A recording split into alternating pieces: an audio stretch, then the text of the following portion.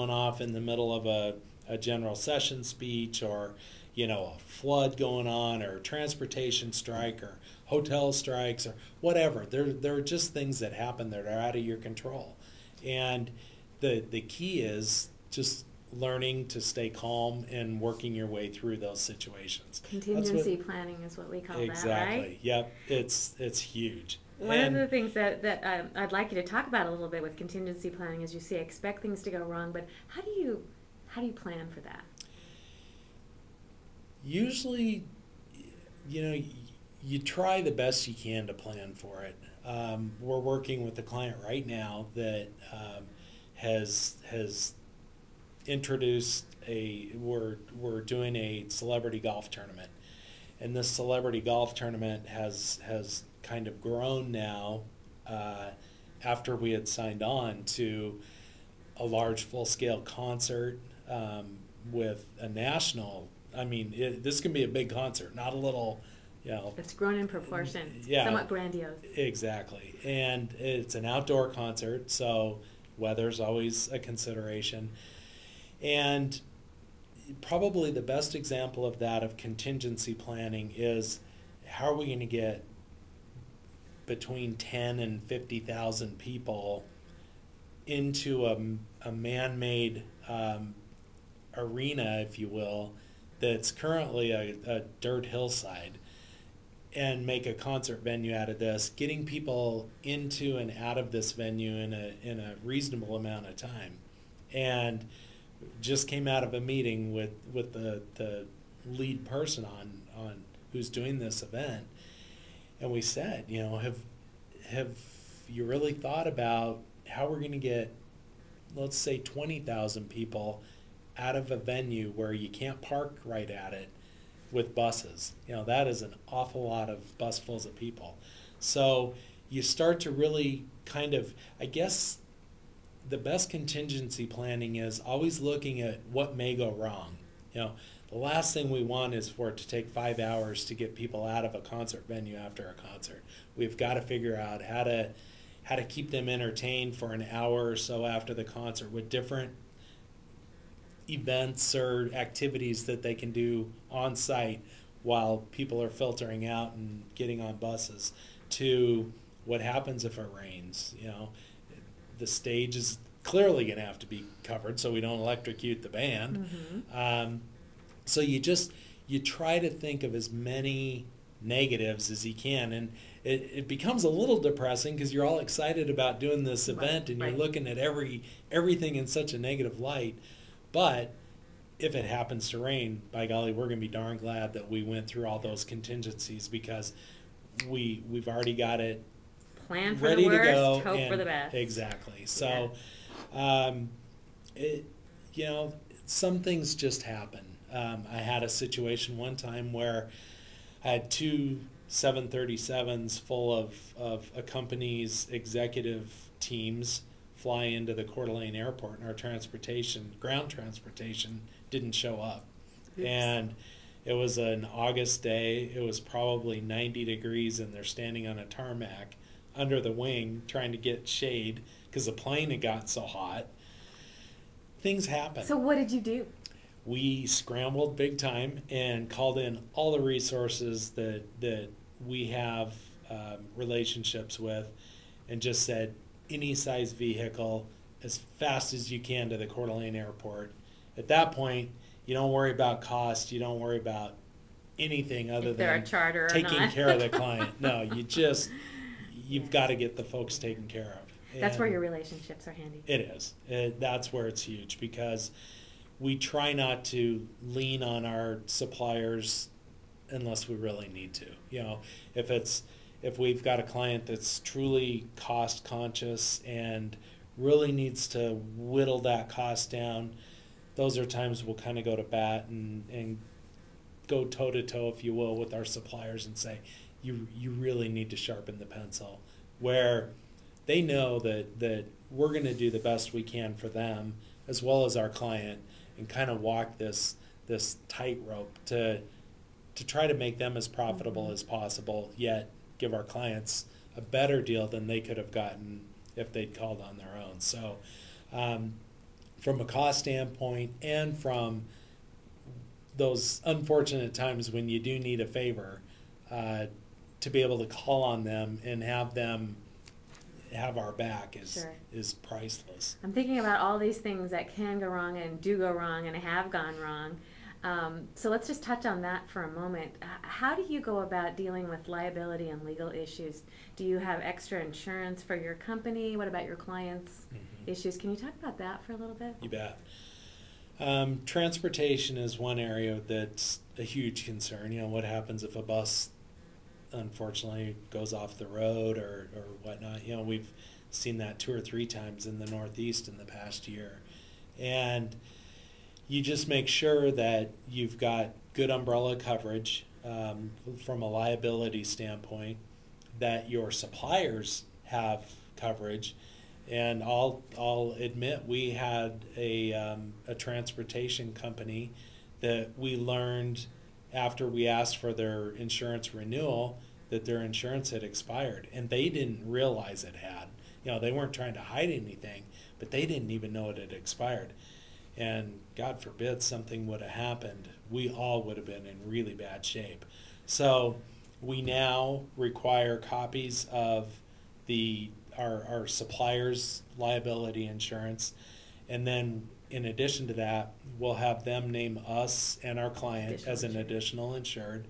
And sometimes there's a small cost to that, but if anything ever happens, we'll be thankful that we paid that little bit for that coverage. So, and in turn, we'll name our clients as additional insured on our insurance policies as well. So, unfortunately, liability is just a huge part of life. And somebody has to keep track of all that, right? Absolutely, and I'm the guy that gets to do that. It's probably one of the more boring parts of our business, but critical. It's hugely critical. And legally as well, it's, the same thing from a legal standpoint. If you've got to make sure from a contractual standpoint that the hotels or venues or suppliers understand exactly what you mean by certain contingencies in your contract. We, again, I'll tell a story on ourselves. We have a client that we had negotiated a really, really good rebate program for one of our clients, that the more they spent with this hotel, a resort hotel, the bigger rebate they would get back from the hotel. And it was set up to be a win-win because the client was going to do an off-site big event, probably a, $100,000, $150,000 event off-site. Well, the purpose of this was twofold. Number one, to help our client get rebates back, and number two, to help drive more revenue to the resort. So we really went into it as a win-win, which for most concessions, if you can have it be a win-win proposition, that's ideal. Mm-hmm. And the way we had set it up was for every X amount of food and beverage that they spent over their minimum guarantee, they would get 1% credit back. And there was a discrepancy as to, what the client thought this meant and what the hotel thought this meant.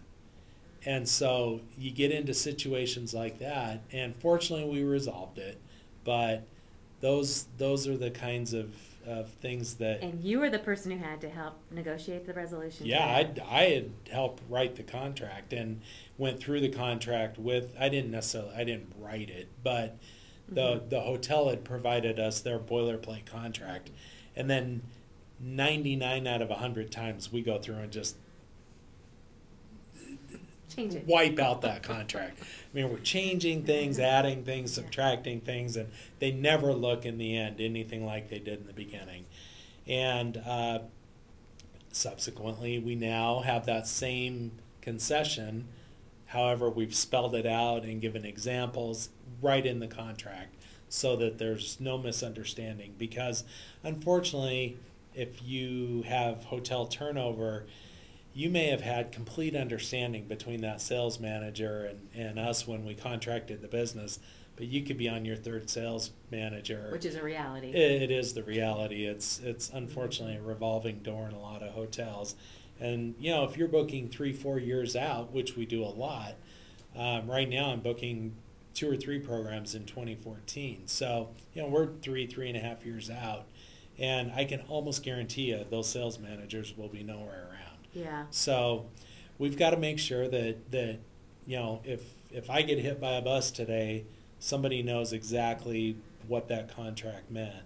Well, speaking of getting hit by a bus, legal issues. Do you work with an attorney? You talked about reviewing contracts, negotiating contracts, which you do yourself. But have you or had any need for any legal advice, or do you use that now, or you contemplate ever having that issue? Yeah, we actually, knock on wood, we haven't had to really heavily utilize hospitality attorneys. I was lucky enough to be on a familiarization trip over in Hawaii for 10 days, and one of my fellow attendees was one of the most renowned hospitality attorneys in the country. Jonathan Howe is his name, and the guy's just a wealth of information. And to have a relationship with somebody like that you can call up or send a quick email to and just say, you know, what do you think about this? And you know, there's a group out of Seattle that's very well respected as well. And I was just at an event over there where they did a presentation. So you garner just tons of information from these folks. And, you know, a lot of times if you go to trade events, they'll have all kinds of fun, you know, food and beverage events where you get to do wine tasting or this, that, and the other. And then there's the, you know, legal and accounting one or whatever that everyone's like, I don't want to do that. But you know what? Those are the ones that I always try to go to, because it's like, you never know. I'm spending my time away to hopefully learn about, you know, new destinations and whatnot. And if I can come out of there with some new contractual language, or maybe here's what you ought not have in a contract or have in a contract or whatever, it's invaluable. So doing a good job, maybe that is helping you avoid having legal aspects or legal issues of within your industry, because you know what you're doing and you're like a step ahead of not having those problems. I think so. Yeah. Case in point, there's a boilerplate language that's in almost every hotel contract that it's got to do with the Americans with Disabilities Act. Or no, I take it back. It's got to do with mediation. If there's a contract dispute, most hotels will say, yeah, we'll go to an arbitrator, mediation. And I can't think of the organization off the top of my head, but there's this national... But they specify. Yeah, and they say exactly that, you know, we will follow this organization's arbitration rules. Well, one of these hospitality legal experts have said, have any of you ever read that? And of course, nobody in the room had. Both hoteliers and meeting planners, nobody had ever read this. And his point was, it is the biggest nightmare in the world if you try to follow that organization's steps. So I now cross all that off their contracts. It's like, we'll go to arbitration, but it doesn't necessarily have to be via this organization. And you've learned that through your education within the industry and the association. Exactly. Very so good. You know, again, it's one of those things that, yeah, I love to have as much fun as anybody when you go to different organizational events. But if you really take advantage of the education that's out there, you learn just all kinds of information. And quite frankly, most of the hotel chains, you know, their contracts have gone through the ringer with both planning and hotel side lawyers and everything. So most of those contracts really are pretty solid. And you know, do we still go through and strike a lot? Absolutely, because they're always weighted in the hotel's favor, because the hotels are the ones who give you the contract. But so, you know, usually I'll add quite a bit of verbiage that okay, we'll agree to this for the hotel, but in turn, the hotel will agree to that for my client. Um, a good example of that is force majeure, where basically acts of God. If you have a tornado, an earthquake wipes out an airport, there's a transportation strike, or something like this, where the hotel is protected in that if they've got an employee strike going on and they can't service your group, well, you're kind of out of luck. Well, how about flipping that and protecting my client then as well? That if 25% of my clientele can't go to Cleveland in February because there's a big snowstorm, you'll let us out of that contract because their event's not going to be as successful because they don't have the bulk of their attendees there. So there's a lot of tit for tat in contracts. Right. Well, and this is where your reputation and your experience comes in, because you've lived it, you've been through it, you know how to protect your client, right? Mm-hmm. I mean, that's just something that you've learned over time Mm-hmm. with experiences that you've had. One of the things that we'd like you to do, if you would, before we wrap up here, is to talk about building your reputation, and then also giving advice to the students about whatever you think they need to know Mm-hmm. about the business, if you would. Building your reputation is paramount. I mean, our kind of business, if you get a bad word out there, you're done. I mean, you just really are. We go into every client, regardless of the size of client, and let them know that, number one, we're going to be completely transparent with you. If we're marking something up, you're going to know about it. We're not going to try to hide anything from you. Unfortunately, in our business, some companies will try to hide the fact that they get paid a commission from the hotel, for example. So they don't want that fact mentioned in the hotel contract. Where just last week I added a complete section, the fact that here's what we're getting paid on and here's how we're being paid, and because we want our clients to know, we don't charge them, for example, for site selection. And so particularly with new clients, it's always this, well, that's too good to be true. How come you're going to do this and no trust, charge? right? Yeah. And so we tell them, and they appreciate the fact that we're honest with them, that the transportation is going to cost X, and we've added 10% for our services. So I think the transparency is huge in building trust, and helping your client understand that here's where we've helped you save money is huge. So they know that we're on their team. And again, we'll be transparent with them. If there are a lot of services that we don't mark up anything, and we're doing it on a gratis basis for our client, because the whole program is paying us enough that we can throw in other things, whether it's I don't know, planning a party at a hotel one night for the president to meet with certain key people in their organization, or whatever it may be. So helping them understand that we've got their back, and we're going to help try to cut costs and deliver value as much as possible. That's huge. I think too, helping them know that we're not going to, I don't know, trying to think of an example. If we're working with Toyota, well, we're not going to probably turn right back around and do programs for Chevy or Ford or vice versa. That we're there for them, and we've got that as far as that company in that industry, they're the ones we're going to work with. Sure, they trust you. That